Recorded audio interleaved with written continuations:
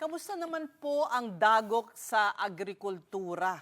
Maraming damage na palay at iba pang tanim.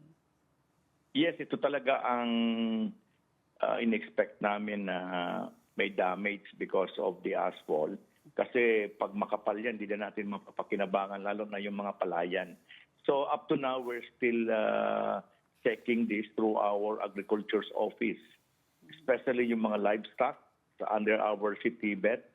So as of this date, meron tayong reported na mga namatay na mga livestock, mga kalabaw. Ang iba doon talagang hindi na nakatakbo. No? Inabot yun ng ating mud flow, yung lahar flow last Saturday. So we're still presently getting reports. So to this date, meron tayong reported na na-anim, no? Na mga kalabaw at ibang klaseng livestock na namatay, at we have still missing. No?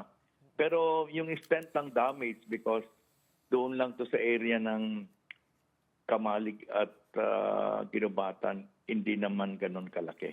Especially yung ating mga palayan. Pero still, we will assess whether we can help them. Yung magkakaroon po ba ng permanent damage doon mismo sa lupa, meaning sa farms? I know, of course, this crop, titingnan niyo kung anong magyayari, pero paano na po yung ground mismo? Will that still be able to recover and be used for farming?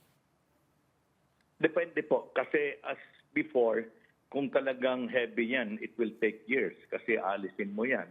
Kasi hindi yan suited for growing palay. No? Pero kung mga ganito lang na hindi man only 2 hours, hindi naman ganun kakapal, natatanggal kagad po yan ng mga farmers natin. Kaya depende rin sa extent ng damage.